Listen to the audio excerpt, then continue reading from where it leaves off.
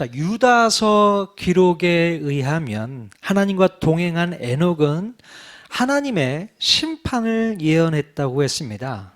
하나님과 동행하며 하나님을 기쁘시게 했던 에녹은 죽음을 보지 않고 승천했던 사람으로 유명하지만 이제 뒤에 나오는 하나님의 그 심판에 대해서도 이미 예언하고 있었음을 우리는 기억해야 합니다. 자, 그의 아들 이름이 뭐라고 했었죠? 역시 예성이 잘하고 있어. 무드셀라. 자, 그 이름의 뜻이 바로 심판을 의미했고 또 그가 죽던 해에 결국 홍수 심판이 내려졌다고 말씀을 드렸었죠. 자, 도대체 왜 하나님께서는 그렇게도 사랑하셨던 인간들을 심판하셔야만 했을까요? 자, 인간을 창조하시고 보시기에 심히 좋아하셨을 때는 언제고 이제 와서 심판을 하셔야 했던 이유는 과연 무엇일까? 그래서 오늘은 하나님의 홍수 심판이 임하기 전 그 당시의 상황이 어떠했는지를 먼저 살펴보도록 하겠습니다. 자, 오늘 읽은 이 본문에 보면요, 여호와께서 사람의 죄악이 세상에 가득함과 또 마음으로 생각하는 모든 계획이 항상 악할 뿐임을 보시고 사람 지으신 것을 한탄하시게 됩니다. 마치 하나님께서 사람을 창조하신 것에 대해서 후회하시는 듯한 표현이 쓰여져 있죠. 자, 여러분, 하나님께서 뭔가 일을 하시고 후회하시는 분이십니까? 하나님이 후회하시는 분일까요? 자, 사무엘상 말씀에도 보면 하나님께서 사울을 왕으로 세우신 것을 후회한다고 말씀하고 있어요. 직접 내가 후회해, 그런 표현을 쓰고 있습니다. 정말로 하나님께서는 자신의 행동과 결정에 대해서 후회하기도 하시는 분이실까요?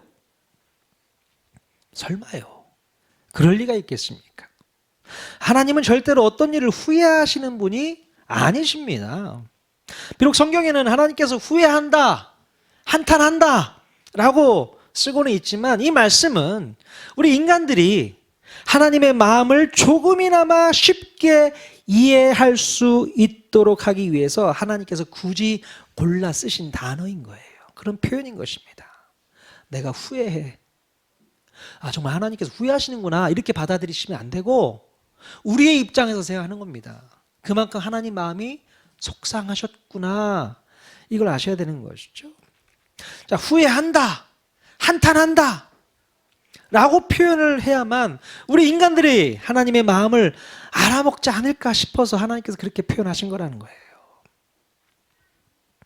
자, 그렇다면 왜 하나님께서는 이런 표현을 쓰면서까지 속상해 하셨을까요? 자, 창세기 6장 2절 말씀 같이 읽어보도록 하겠습니다.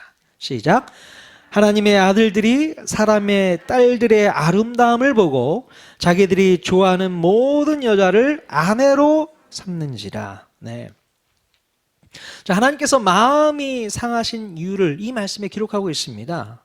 바로 하나님의 아들들이 사람의 딸들을 보고 무분별하게 자기 아내로 맞이했다는 거예요. 자, 그럼 여기서 하나님의 아들들은 누구이고 사람의 딸들은 누구를 의미하는 것일까요?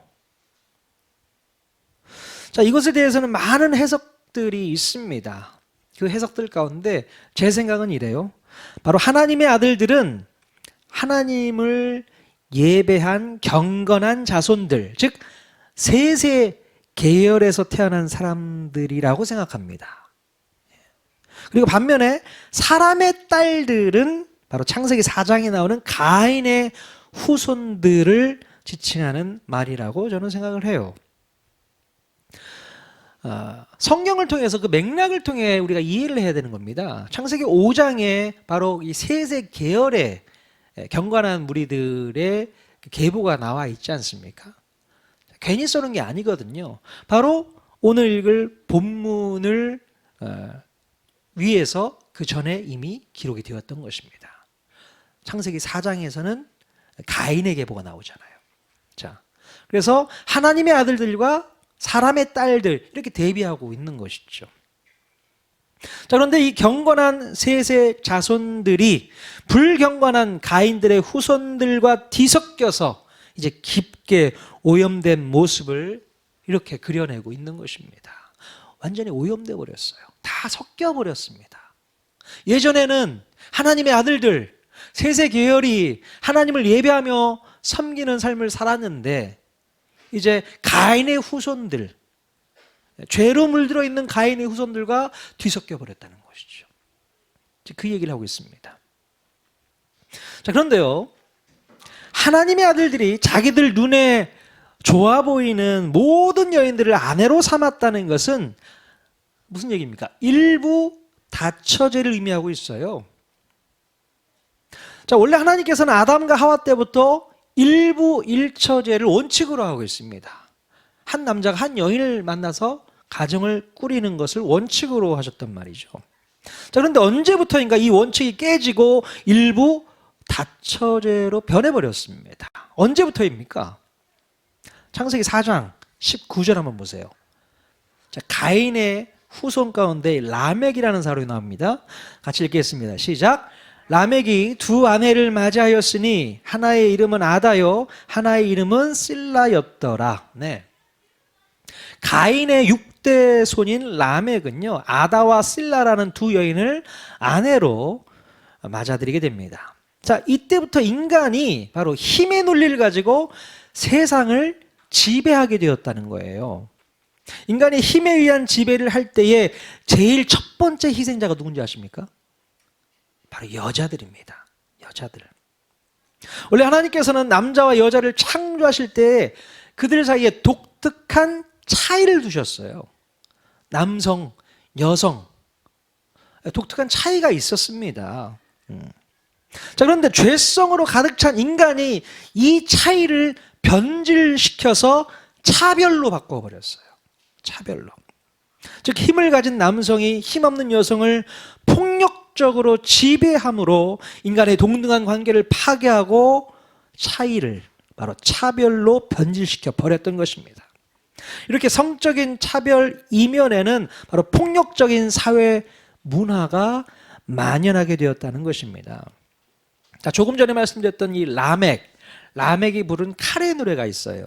이 카레 노래에서도 이 분위기를 느낄 수가 있습니다. 자, 창세기 4장 24절 말씀 같이 읽겠습니다. 시작.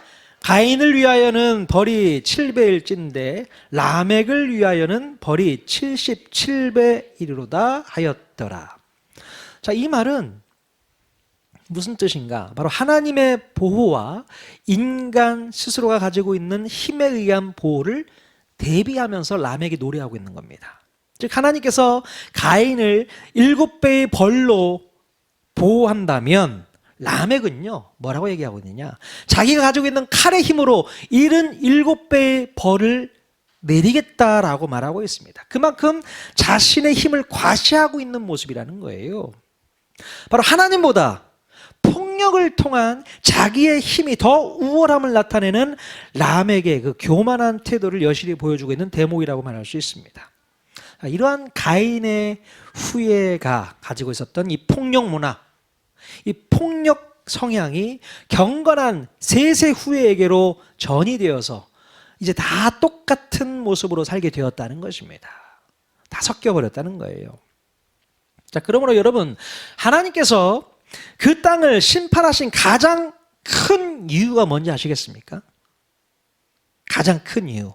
바로 인간이 죄성으로 가지고 있었던 폭력성이 근본적인 원인이었다는 거예요. 자, 창세기 6장 11절 말씀 같이 읽겠습니다. 시작. 그때에 온 땅이 하나님 앞에 부패하여 포악함이 땅에 가득한지라. 네, 바로 온 땅이 포악함으로 가득했다 라고 기록하고 있죠. 자, 여기서 포악이라는 말은 히브리어로 하마스라고 합니다.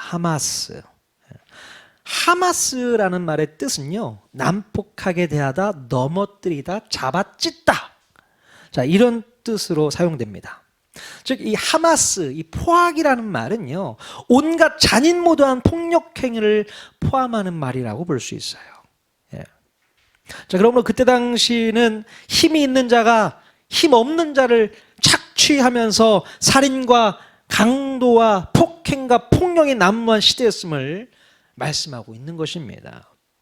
바로 이런 폭력적인 사회문화 구조가 일부 다처제를 양산하게 되었고, 무분별한 성적 타락으로 경건해야 할 이 셋의 후손들이 가인의 후손들과 별반 다르지 않은 수준으로 떨어져 버렸다는 것을 고발하면서 바로 이 문제를 노아 홍수의 배경으로 삼고 있는 것입니다.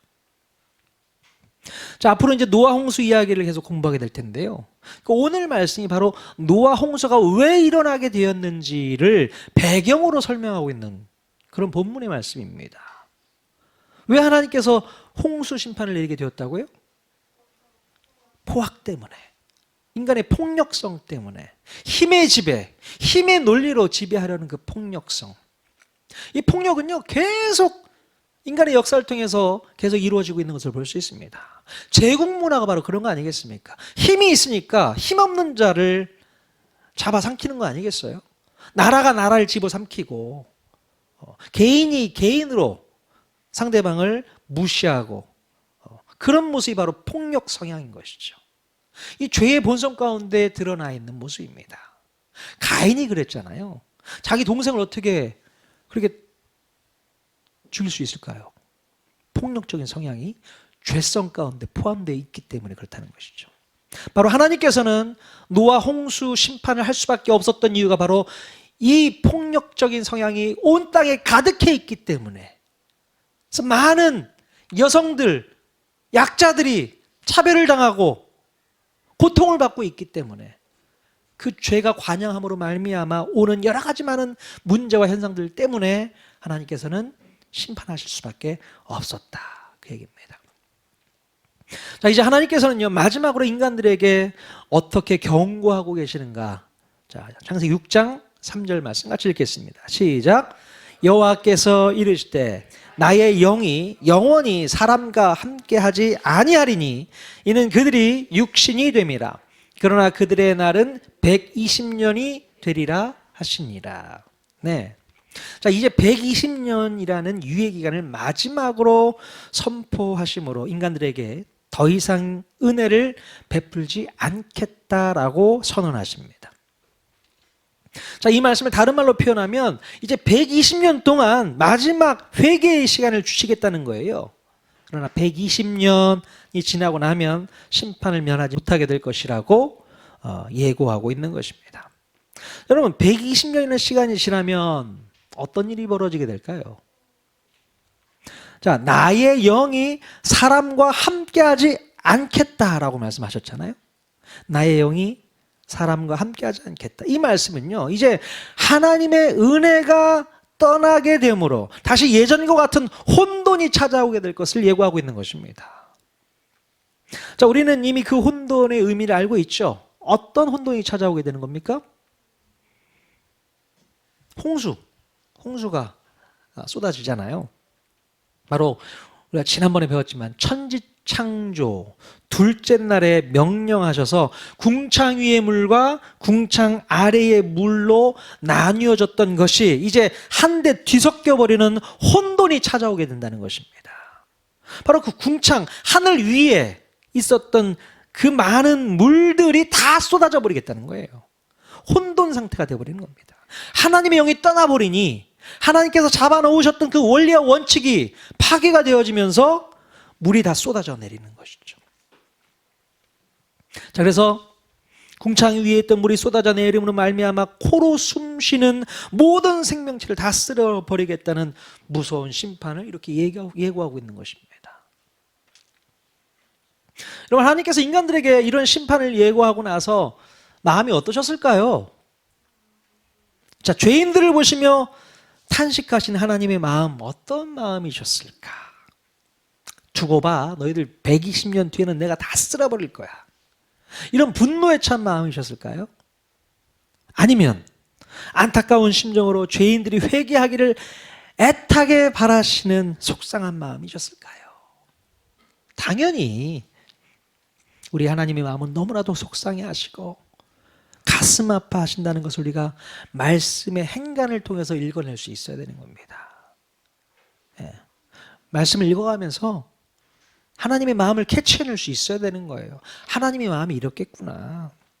자, 경건한 백성, 이 셋의 후손들까지도 이제는 죄악으로 물들어 흡수되어 버린 모습이 너무나도 한탄스럽고 고통스러운 현실이 되어 버렸던 것입니다.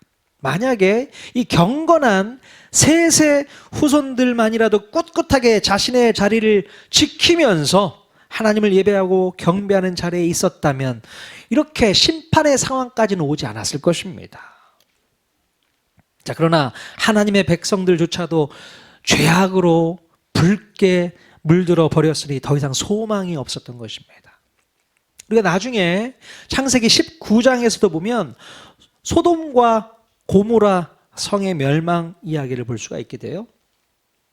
아브라함이 끝까지 중보하며 기도했지만 이 소돔과 고모라 땅에 의인 10명을 찾을 수 없었기에 하나님께서는 죄악으로 물든 소돔과 고모라 성을 불과 유황으로 불태워 버리시게 되죠.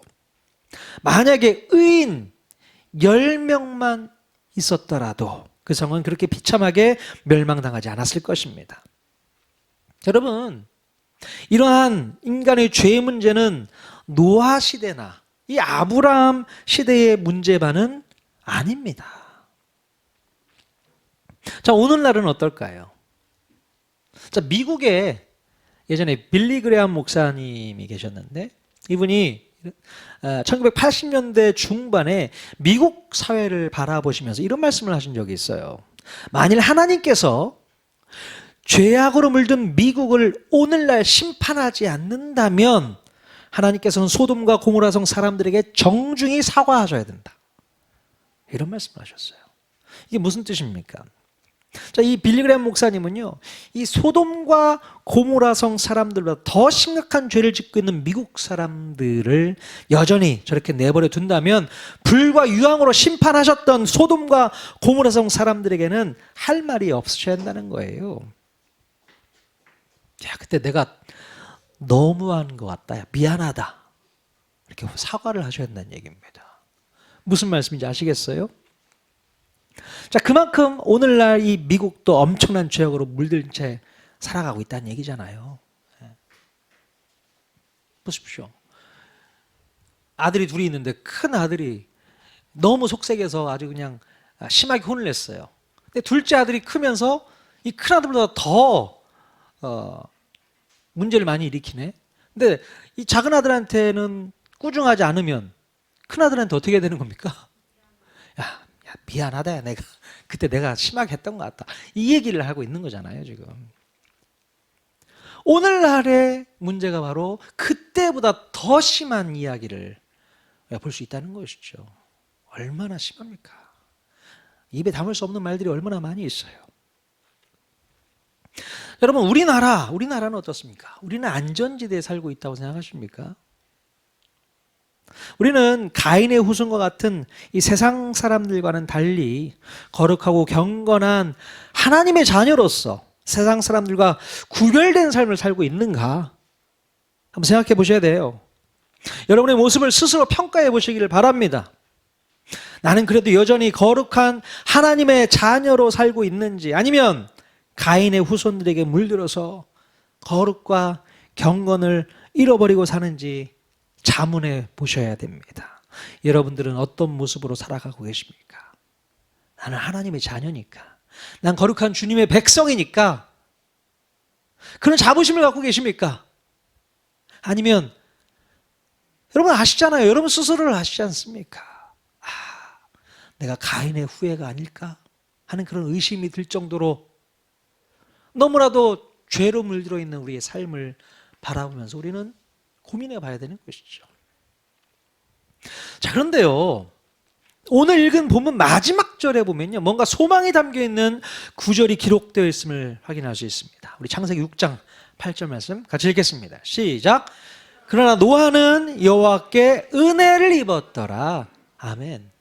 자, 이러한 상황 속에서도 노아는 하나님께 은혜를 입었다라고 표현하고 있어요.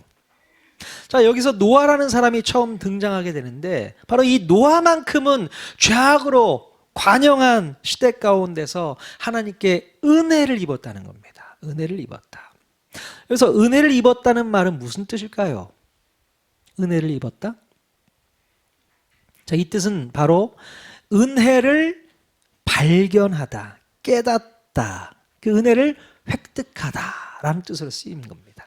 즉 하나님께서 노아에게만 은혜를 주셨다는 것이 아니라 노아만 하나님의 은혜를 발견하고 깨닫고 있었던 유일한 사람이었다는 것입니다.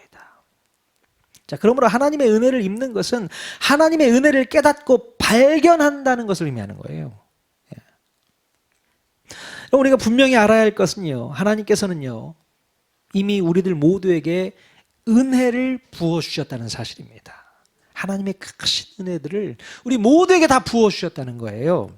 자, 그런데 문제는 그 은혜를 우리가 깨닫고 있느냐 하는 겁니다. 우리가 깨닫고 있느냐. 하나님께서 아무리 큰 은혜를 부어주셨다 하더라도 우리가 그것을 깨닫지 못한다면 은혜를 입었다고 말할 수가 없는 것입니다. 그리고 우리가 은혜를 입지 못한다면 결국 심판을 맞이할 수밖에 없는 것이죠. 자, 그러므로 우리는 노아와 같이 여호와께 은혜를 입은 사람이 되어야 될 줄로 믿습니다.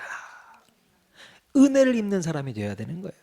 하나님의 은혜를 깨닫고 발견한 사람이 되어야 될 줄로 믿습니다. 하나님의 은혜를 깨달아야 돼요. 발견해야 돼요. 그거 안 되면 안 되는 것이죠. 아니, 하나님께서 우리에게 은혜를 부어주셨는데 그걸 발견하지 못하고 있는 거예요. 은혜를 입지 못하고 있는 것입니다. 하나님이 우리에게 은혜를 안 주신 것이 아니라 발견을 못했다는 것이죠. 하지만 노아는 그것을 발견할 수 있었다는 것입니다. 노아 혼자만. 자, 하나님께서는요 우리 인간을 사랑하셔서 독생자 예수 그리스도를 이 땅에 보내주셨습니다. 믿으십니까? 그리고 그분을 십자가에 달리게 하심으로 우리의 모든 죄를 용서해 주셨습니다. 이것이 얼마나 큰 은혜이고 얼마나 큰 사랑입니까? 자, 그러나 우리가 영적인 소경이 되어서 이런 하나님의 은혜를 발견하지 못하고 하나님의 부르심에 응답하지 않는다면 우리는 멸망에 이를 수밖에 없다는 거예요. 그 은혜를 발견해야 되는 것입니다. 그래서 오늘도 우리 하나님께서는 우리가 은혜를 입기를 간절히 원하고 계십니다.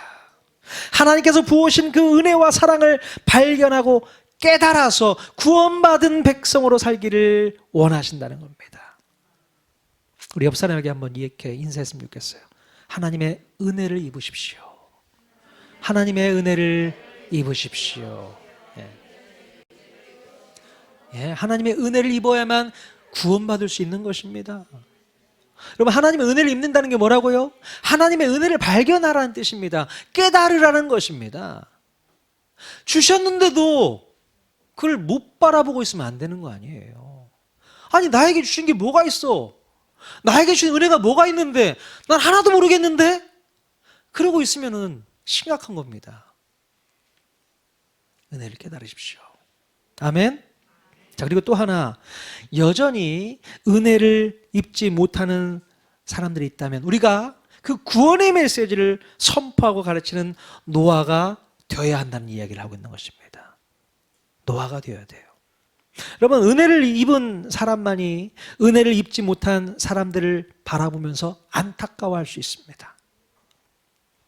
진정으로 은혜를 입은 사람만이 은혜를 깨닫지 못하는 사람을 보면서 하나님의 애타는 마음과 한탄하는 마음을 공감할 수가 있는 거예요. 자, 그러므로 하나님의 한탄하는 마음을 우리가 느낄 수 없다면 어쩌면 우리는 아직도 은혜를 입지 못하고 은혜의 필요성도 깨닫지 못하는 가인의 후손일 확률이 높습니다. 여러분, 하나님의 애타는 심정이 느껴지십니까? 하나님의 한탄이 여러분 느껴지십니까? 하나님의 마음을 여러분 공감하실 수 있어야 돼요. 성경에 이렇게 하나님께서 한탄하고 있다라고 말씀하고 있는데 그게 뭐 나하고는 무슨 상관이야? 나만 잘 먹고 잘 살면 되지. 자, 이런 마음을 갖고 있다면요 가인의 후손일 확률이 높습니다. 구원 못 받은 확률이 높다는 거예요. 구원받은 하나님의 자녀, 은혜를 입은 하나님의 자녀는 이 하나님의 마음이 뭔지를 아는 거예요. 한탄하고 있는 하나님의 마음이 뭔지를 알고 있기 때문에 그냥 가만히 있지를 않는 겁니다. 어떻게 해야 되는 거예요? 하나님의 마음을 우리가 알기에 이제 노아의 방주 역할을 우리가 해야 되는 것이죠. 여러분, 왜 우리 예수님께서 부활 승천하신 지 2000년이 넘도록 아직까지도 이 땅에 재림하시지 않는 것일까요? 예수님이 재림을 기다리고 계십니까? 왜 도대체 2000년이 넘었는데 왜 우리 예수님 재림하시지 않는 것일까요? 예성아, 왜 안 오시는 거야 도대체? 뭐라고? 회개하라고! 맞았어. 회개하라고. 우리 예성이만도 못하면 안 되잖아요.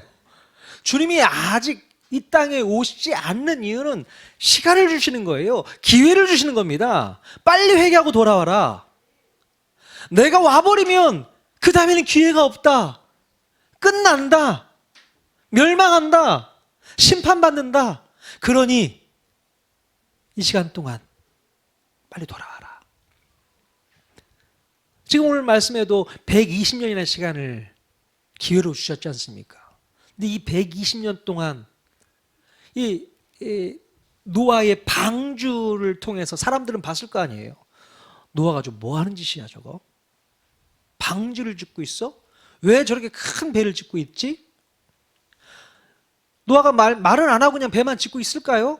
아니요. 하나님께서 얘기하신 이해를 메시지를 선포했을 겁니다. 하나님께서 120년 후에 홍수로 멸망하실 거야.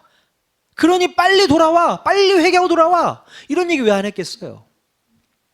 근데 그때 당시 사람들은 그 이야기를 한 귀로 듣고 한 귀로 흘려버렸을 확률이 높습니다. 아무도 그 얘기를 믿지 않습니다. 들으려고 하지도 않아요. 기회를 주셨음에도 불구하고 기회를 잡지를 않습니다. 이것처럼 어리석은 사람들이 어디 있어요? 자, 그러나 우리들은 정말 지혜로운 사람들입니다. 기회를 잘 잡으신 분들이에요. 주님을 믿은 것, 은혜를 깨달은 것, 지혜로운 여러분들의 모습을 볼 수 있습니다. 아멘. 그러나 여러분, 여러분이 은혜 받은 것, 은혜 입은 것만으로 만족하지 마시고 여전히 우리 주변에 있는 수많은 불신 영혼들을 바라보면서 애타하고 한탄해 할 수 있어야 되는 거예요.